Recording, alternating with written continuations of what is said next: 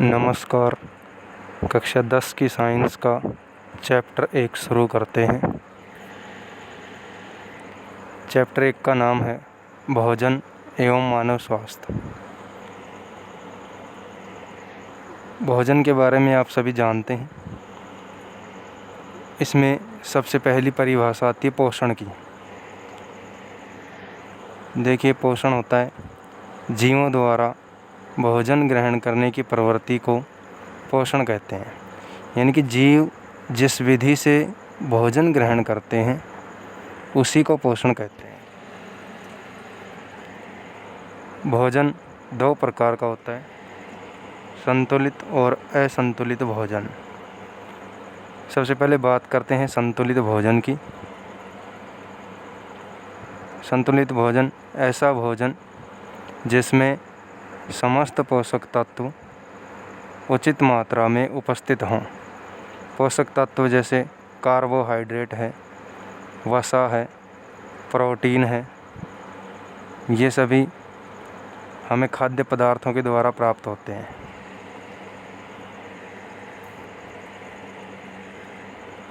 इसके बाद असंतुलित भोजन ऐसा भोजन जिसमें पोषक तत्वों की कमी हो, असंतुलित भोजन कहलाता है।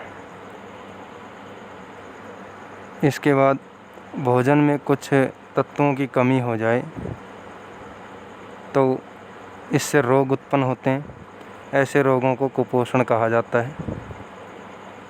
कुपोषण निम्न प्रकार का होता है। सबसे पहला विटामिन कुपोषण। यदि भोजन में एक या अधिक विटामिन की कमी से कोई रोग उत्पन्न होता है तो उसे विटामिन कुपोषण कहते हैं। यानी कि कहने का तात्पर्य है कि विटामिन की कमी से जो रोग होते हैं उनको विटामिन कुपोषण की श्रेणी में रखा गया है। अब कुछ विटामिन्स के नाम दिए गए हैं और उनसे होने वाले रोगों के नाम यहाँ दिए गए हैं। देखिए, विटामिन ए है। विटामिन ए की कमी से रतौंधी रोग होता है। रतौंधी रोग में नेत्र की क्षमता कम हो जाती है और रात्रि को कम दिखाई देता है। विटामिन बी, इसकी कमी से बेरी रोग होता है। इससे हृदय की क्षमता कम होती है। विटामिन सी की कमी से स्कर्वी रोग होता है। इससे दांतों व मसूड़ों में दर्द होता है। विटामिन डी की कमी से रिकेट्स रोग होता है जो हड्डियों को कमज़ोर बनाता है। दूसरा है प्रोटीन कुपोषण। प्रोटीन कुपोषण भोजन में प्रोटीन की कमी से होने वाले रोग को प्रोटीन कुपोषण कहते हैं। प्रोटीन की कमी से होने वाले रोगों के लक्षण हैं। इसमें पहला रोग होता है क्वाशियोरकोर रोग। इसके लक्षण हैं शरीर सूजकर फूल जाता है, भूख कम लगती है, स्वभाव चिड़चिड़ा हो जाता है तथा त्वचा पीली, शुष्क, काली, धब्बेदार व फटी हुई हो जाती है। ये इस रोग के लक्षण हैं। प्रोटीन की कमी से दूसरा रोग होता है मेरस्मस रोग। इसके लक्षण हैं दुर्बल शरीर, कांतिहीन आँखें, अंदर धंसी हुई आँखें आदि। तीसरा कुपोषण है खनिज कुपोषण। खनिज पदार्थों की कमी से होने वाले कुपोषण को खनिज कुपोषण कहते हैं। खनिज जैसे आयोडीन है। आयोडीन की कमी से गलगंड रोग होता है।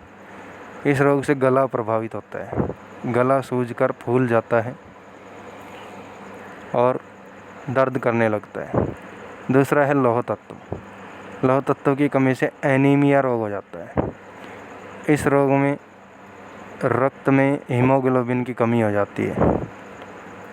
तीसरे हैं कैल्शियम व फास्फोरस। इनकी कमी से हड्डियां व दांत कमज़ोर हो जाते हैं। अब बात करते हैं मानव स्वास्थ्य की। तो मानव स्वास्थ्य में सबसे पहले पीने योग्य पानी के गुण देखेंगे।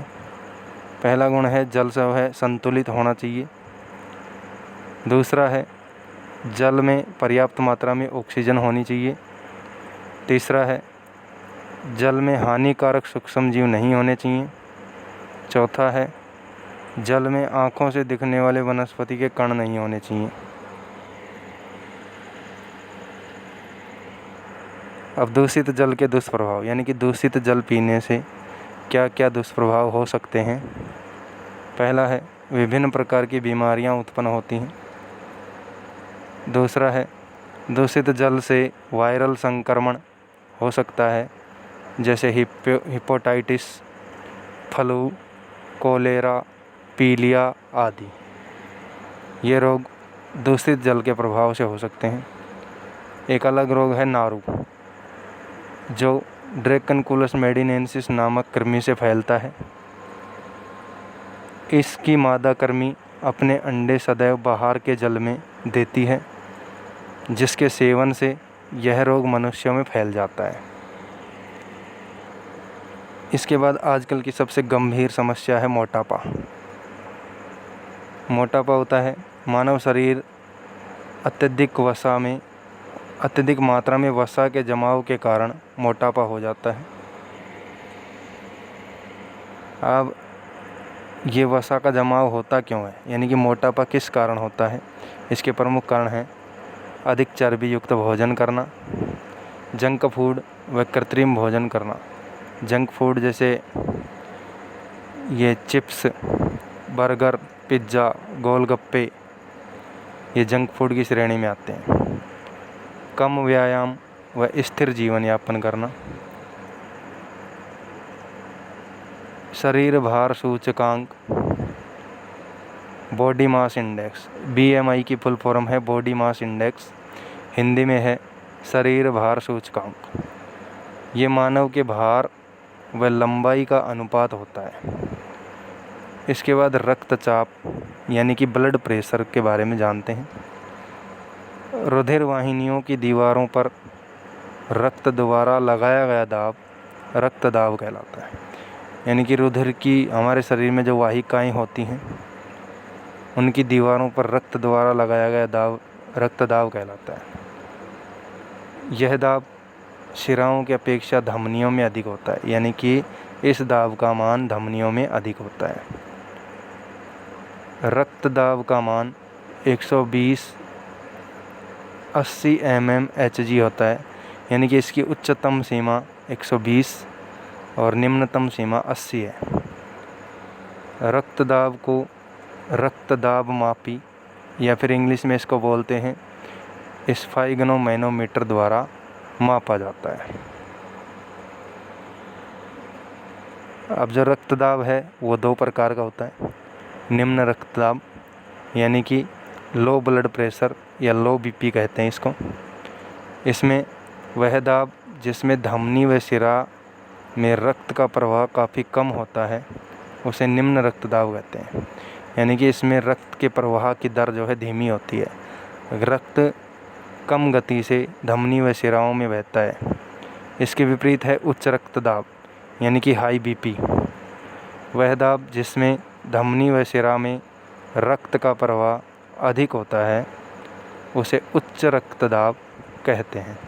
यानी कि इसमें रक्त जो है धमनी व शिराओं में अत्यधिक वेग से, अत्यधिक प्रवाह से बहता है।